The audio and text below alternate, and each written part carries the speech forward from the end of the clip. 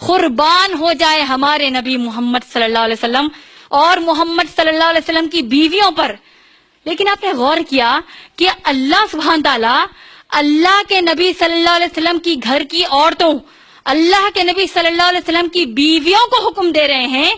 کہ جب وہ صحابہ جیسے ایمان والوں کے سامنے آئیں تو سر سے لے کر پاؤں تک اپنے آپ کو ڈھانک لیں، حجاب کر لیں.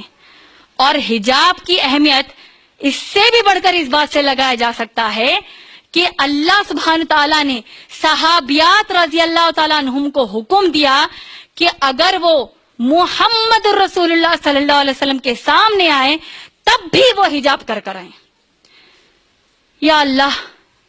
ہم پر اب کوئی گنجائش بھی بچی ہے ہمارے پاس ایسے گندگی اور بے شرمی کے جملے ادا کرنے کے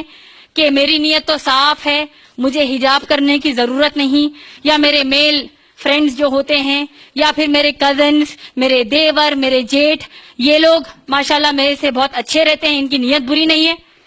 کوئی گنجائش بھی ہے ہمارے پاس اب ایسی بے شرمی کے جملے کہنے کی کہ میری نیت تو صاف ہے، میرا دل برا نہیں ہے تو مجھے حجاب کرنے کی ضرورت نہیں، یا میرے کزنز، میرے دیور، میرے جیٹھ میرے بھائیوں کی طرح ہے اسی لیے ان کے سامنے مجھے حجاب کرنے کی ضرورت نہیں؟ کیا ہم کہہ سکتے ہیں ایسے جملے؟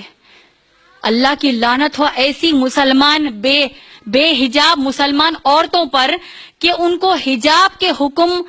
کی جو اہمیت ہے اس بات سے بھی ان کو اندازہ نہیں لگ رہا ہے کہ اللہ کے نبی صلی اللہ علیہ وسلم کے سامنے آتے وقت صحابیات کو کہا جا رہا ہے کہ اگر تم کائنات کے رسول کے سامنے آؤ صلی اللہ علیہ وسلم کے تب بھی تم کو حجاب کرنا فرض ہے.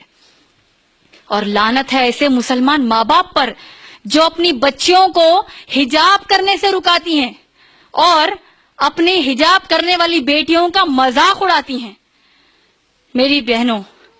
بھولے سے اپنا برقع نہیں اتارنا، حجاب نہیں چھوڑنا، کیونکہ ذرا سوچئے کہ اگر آپ میں سے کوئی، ہم میں سے کوئی اللہ کے نبی صلی اللہ علیہ وسلم کے زمانے میں ہوتی تو کیا آپ بے حجاب ہو کر اللہ کے نبی صلی اللہ علیہ وسلم کے سامنے آنے کی جرأت کرتی؟